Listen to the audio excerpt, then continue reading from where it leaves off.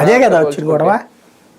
దాని బదులు ఇక్కడే అదే అనేది ఎట్లాగా వచ్చే మనిషిని బట్టి. ఇప్పుడు వెరీ సింపుల్ అండి, మీ జీవితం ముడిపడి ఉన్నది కాపురము, పెళ్ళి వ్యవస్థ, అంతే కదా ప్రతి ఒక్క వ్యక్తి జీవితంలో. ఏ అమ్మాయి అయినా మంగళగిరిలో పని చేస్తున్నాడు మా ఆయన అని చెప్పుకోవడానికి ఇష్టపడి పెళ్లి చేసుకుంటుందా? మంగళగిరిలో చేస్తున్నాడు, తాడేపల్లిలో చేస్తున్నాడు, అమరావతిలో చేస్తున్నాడు, బెజవాడలో చేస్తున్నాడు, గుంటూరులో చేస్తున్నాడు. ఈ మనం సొసైటీలో ఉన్నాం, మన చుట్టూ ఉన్న సొసైటీలో ఉన్నోళ్ళు మా వాడు హైదరాబాద్లో అండి, మా అల్లుడు బెంగళూరు అండి, మా అల్లుడు చాలా గొప్పగా చెప్తున్నప్పుడు ఈ అమ్మాయికి అదొక ఈగో ఫీలింగ్. మా ఆయన అమరావతి అని గర్వంగా చెప్పుకుంటా గలిగితే అప్పుడు ఇక్కడికి రావడానికి సిద్ధపడుతుంది. ఇది ఫస్ట్ గుర్తుపెట్టుకోవాల్సిన అంశం. మనం ఆ స్థాయికి రావాలంటే సిటీ ఏ స్థాయిలో ఉండాలా, వాటిని తలదన్నేది అక్కడ ఉండాలి. అవి ఎప్పటికీ ఇమ్మీడియట్గా అయిపోతాయా? అది ఇక్కడ సమస్య. ఒక రకంగా ఒక భారీ ఫెయిల్యూర్ టూర్ ఇది బాబు గారి హయాంలో అనుకోవచ్చు. లెసన్ అనుకుంటే పోతుంది. రెండవది ఎగ్జిబిషన్ అనుకుంటే పోతుంది. మనం ఎగ్జిబిషన్కి వెళ్ళాం, స్టాల్ పెట్టాం, చెప్పొచ్చాం మా రాష్ట్రంలో ఎన్ని ఉన్నాయిరా బాబు రండి అనేసి. వస్తే అదృష్టం, తప్పదు. ఎప్పుడైనా ఏ రియల్ ఎస్టేట్ అయినా ఎగ్జిబిషన్లో ఫ్లాట్ పెట్టాడంటే అక్కడ అన్నీ అమ్ముడుపోతాయని కాదు. ఆ అక్కడికి దాంట్లో మనకు ఒక స్టాల్ పెడతాడు, పెట్టి అక్కడికి వచ్చిన వాళ్ళందరికీ పాంప్లెట్లు ఇస్తే 100 పాంప్లెట్లు ఒక 4 కొంటే బెటరే కదా.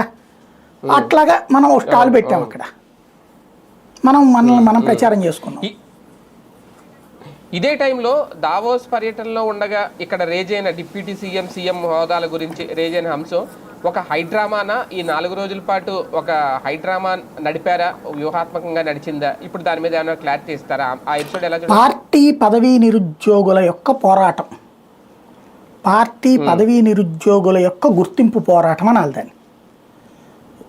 ఎవరికైతే ఒకప్పుడు ఒక వెలుగు వెలిగినటువంటి వాళ్ళు, లేదా వెలగాలని కోరుకుంటున్నటువంటి వాళ్ళు, చంద్రబాబు తమల్ని పట్టించుకోవట్లేదే అని ఫీల్ అవుతున్న వాళ్ళు, చంద్రబాబు తర్వాత ఇక భవిష్యత్తులో బాబు గారిని పక్కకి వెళ్ళిపోయినట్టే లోకేష్ శాఖం వస్తుందని ఫీల్ అవుతున్నటువంటి వాళ్ళు, లోకేష్ దృష్టిలో తాము పడాలని కోరుకున్నటువంటి వాళ్ళు సృష్టించిన సంక్షోభం అది. ఓ రకంగా టీ కప్పులో తుఫాను, కానీ వాళ్ళు సృష్టించింది మాత్రం అనవసరపు వివాదం. ప్రశాంతంగా ఉన్నటువంటి కాపు సామాజిక వర్గం మధ్యలో కెలికి వదిలిపెట్టారు వీళ్ళు. మళ్ళీ పాత రోజులు చర్చకి తెచ్చిపెట్టారు.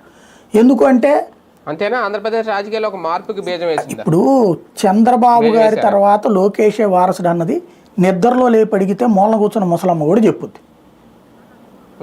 ఎప్పుడైతే అప్పుడు బాబు గారికి ఎప్పుడు చిరాకేస్తే అప్పుడు, లోకేష్ గారు ఎప్పుడు కావాలనుకుంటే అప్పుడు, లోకేష్ చెప్పొద్దు నాన్న నేను సీఎం అవుతానంటే చంద్రబాబు కుదరదు నేనే సీఎంగా ఉంటాను అంటాడా?